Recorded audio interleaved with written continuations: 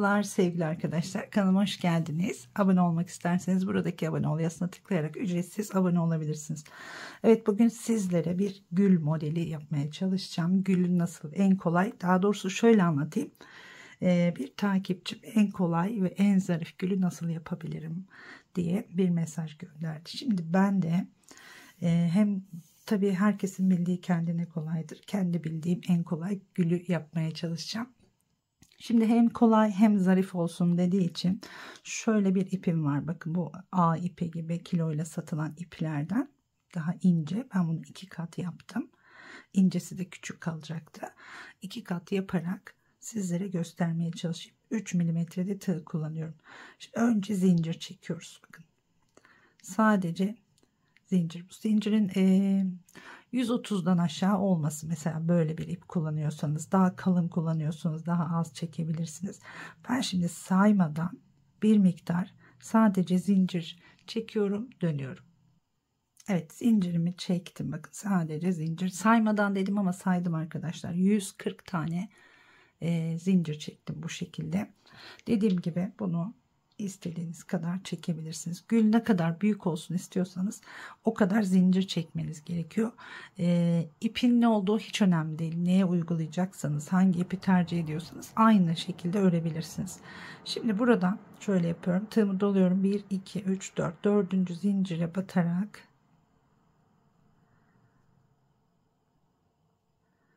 ikili yapıyoruz, pardon. Bir tane ikili trabzan yapıyorum. 1 2 3 4 tane zincir çekiyoruz ve aynı yere tekrar batıyoruz. Yine bir tane ikili trabzan yapıyoruz. Şimdi tığımızı doluyoruz. Alttan 1 2 3 4 dördüncüye bir tane trabzan. 1 2 3 4 zincir. Aynı yere tekrar batıyoruz. Bir tane ikili trabzan. Bu şekilde, bakın, V diyorum ben bunlara. Bir düz V, bir ters V. Şöyle olduğumu ters V diyorum. Zincirin sonuna kadar böyle ilerliyoruz. Bakın, düz V yaptık. Zincir yok. Tığımı doladım. 1 2 3 4 dördüncüye giriyorum. Bir tane ikili trabzan. Ters V oluşturmuş olduk. 2 3 4 zincir. Aynı zincire giriyoruz. Bir tane trabzan. Tekrar 1 2 3 4 bir trabzan, 1 2 3 4, bu 4 zinciri çektiğimizde yine aynı zincire tekrar batıyoruz. Bir trabzan daha, 1 2 3 4, bir tane ikili trabzan, 1 2 3 4 zincir, aynı zincirin içine tekrar giriyoruz. Bir tane trabzan, 1 2 3 4. Evet, bu şekilde arkadaşlar sıranın sonuna kadar devam ediyoruz. 2 sıra öreceğiz zaten. Şimdi zincirin sonuna kadar bu şekilde geliyorum. Evet, bakın, sıra sonuna kadar aynı şekilde örerek geldim arkadaşlar. Şöyle komple. Şimdi sona geldik. Bir tane düz V yaptım. Bakın, tığımı doluyorum. Burada da son zincire batıyorum. Tam denk geldi şu anda. Ters V ile bitirdim. Şimdi buradan 1 2 tane zincir çekiyorum. Dönüyorum. Bu 4 zincir çektiğimiz boşluklara trabzan yapıyoruz. Tığımı bir kez doladım. 1. Bunları üçlü de yapabiliriz. Bakın, şöyle üçlü trabzan. 1 2 3 4 5. Evet, bir tane daha yapalım. 7. 1 2 3 4 5 6 7. Başta çektiğimiz zincirle beraber sayıyorum. 2 4 6 yaptık boşluğa batarak. Baştakiyle beraber 7 tane trabzanımız oldu. Şimdi geliyoruz, bunu alttaki şu ters V olan boşluğa bir tane zincir çekelim. Bir tane sık iğne yapalım. Buraya sık iğne yapıyoruz.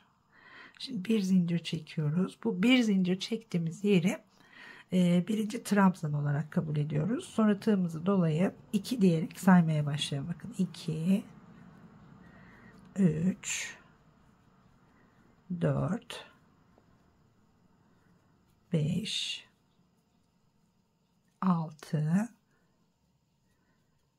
7. Normalde boşluğun içinde 6 tane trabzan yapmış oluyorum. Şu bir zincirde sayıyorum, 7 diyorum arkadaşlar. Şimdi bir zincir çekiyorum. Alttaki ters V olan boşluğa bir sık iğne yaparak giriyorum. Tekrar bir zincir çekiyorum. Bu kadar. Çok, dediğim gibi benim için en kolayı bu. Geliyoruz. Bunu yine bir kabul edebiliriz ya da hiç kafanız karışmasın. Boşluğa 6 tane trabzan yapıyoruz diyelim. 1, 2, 3, 4, 5, 6. Evet, boşluğa 6 trabzan, bir zincir, alttaki ve sıradaki boşluğun içine batarak bir sık iğne, bir zincir, tekrar hemen yanındakine geliyoruz. 1, 2, 3, 4, 5, 6. Bir zincir çekiyoruz. Sıradaki boşluğun içine girerek bir sık iğne yapıyoruz. Şöyle bir görüntü oluşacak elimizde, bakın. Bunu sıra sonuna kadar bir zincir çektim. Aynı şekilde tekrar ediyoruz. 1, 2, 3, 4, 5, 6. Bir zincir, boşluğa bir sık iğne, tekrar bir zincir. Böyle devam ediyor. Bakın şöyle kıvrılmaya başladı zaten. Sıra sonuna kadar bu işlemi yapıyoruz. Buraya kadar geliyoruz. Sonra gül şeklini vereceğiz. Evet, sıra sonuna kadar geldim. Bakın arkadaşlar, son boşluğu dolduruyorum şimdi. 3, 4, 5, 6. Bir zincir, hemen şurada bir yuvamız var, bakın oraya giriyoruz. Bir sık iğne, tekrar bir zincir çektim. Şimdi şöyle hemen kesmeyelim, biraz pay bırakarak keselim. Burayı dikeceğiz çünkü.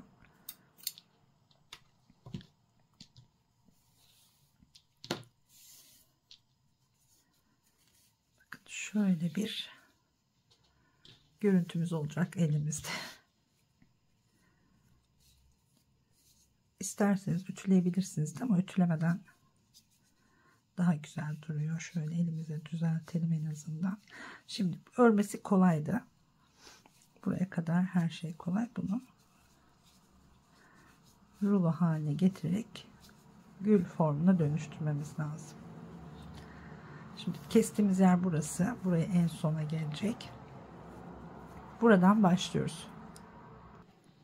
Evet, şimdi bunu iki türlü sarabiliyorsunuz arkadaşlar. Bakın şu ön yüzümüz, buradan örmüştük. Şöyle şu iplerimiz altta kalsın. Bakın bu şekilde daha bir tomurcuk havası oluyor. Komple saracağız, sonra da dikeceğiz.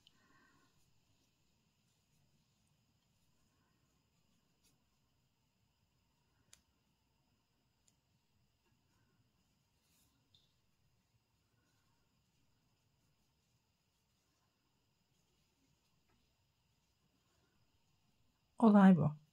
Sonuna kadar böyle sarıyoruz. Bu şekilde bir gülümüz oluyor. Bir de şöyle de sarabiliyoruz. Onu da göstereyim. Hangisi hoşunuza giderse öyle yaparsınız. Şimdi böyle yaptım. Bakın içe katladım. Şimdi dışa katlayarak yapalım. Bu da ayrı bir görüntü oluyor böyle.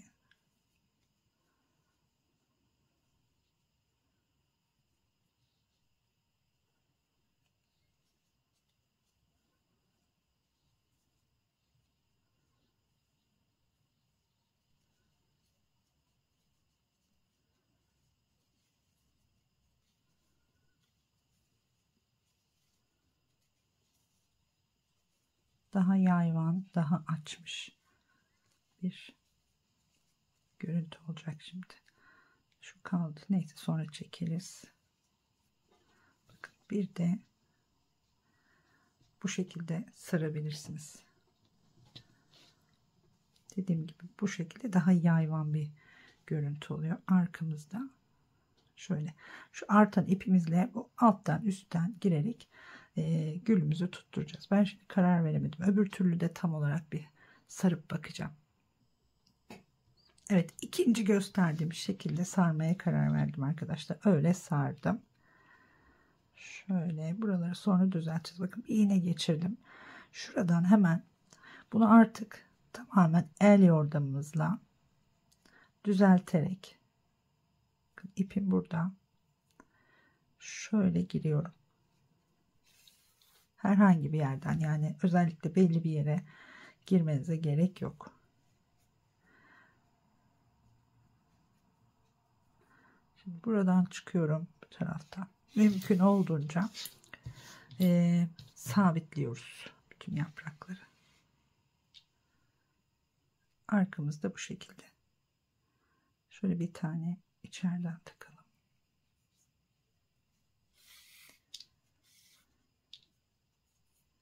Hemen yanından aynı renk, kendi rengiyle dikiyorum.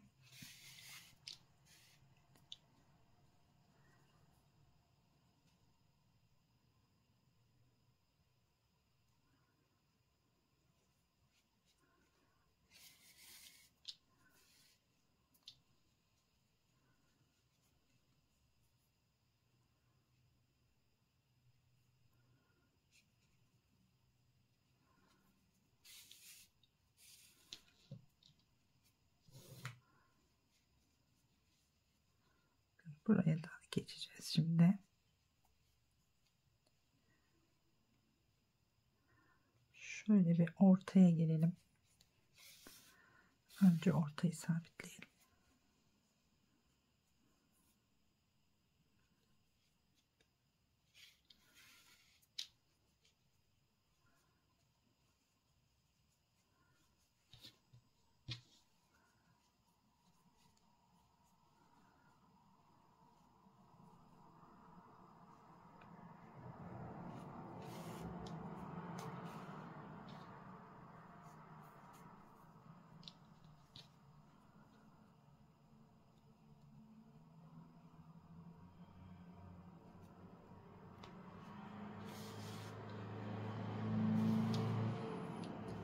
Dediğim gibi yani iğneyi geçirmemiz gereken belli noktalar yok. Şöyle bakıyorum, bakın sabitleye sabitleye gidiyorum, birbirinden ayrılmamasını sağlayacağız sadece.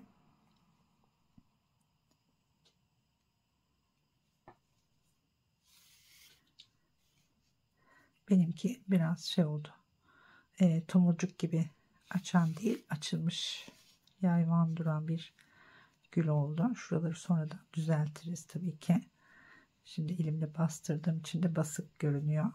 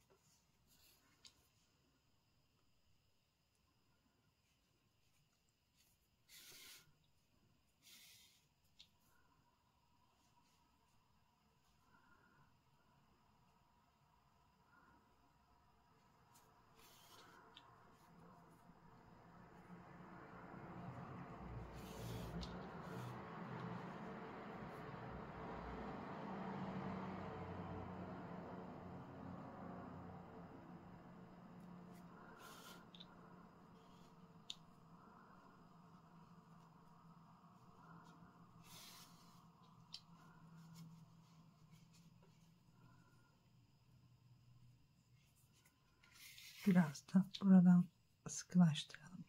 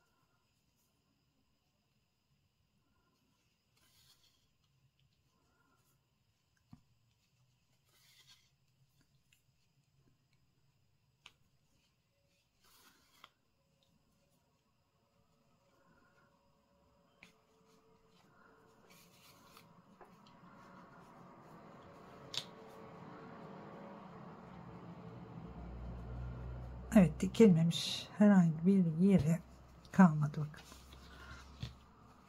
Şimdi şuraları biraz parmağımızla düzeltelim.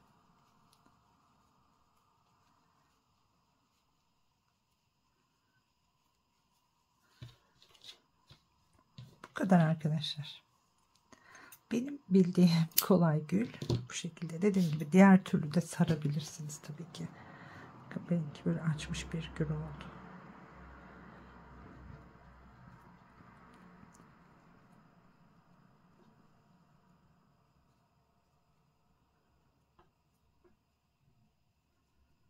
Örmesi basit.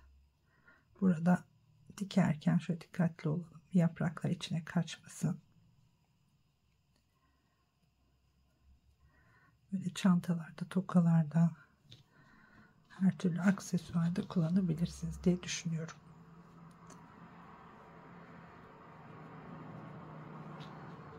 Evet. Bu şekilde. Umarım beğenmişsinizdir arkadaşlar. Daha kolay modellerde görüşmek üzere diyorum. Hoşça kalın.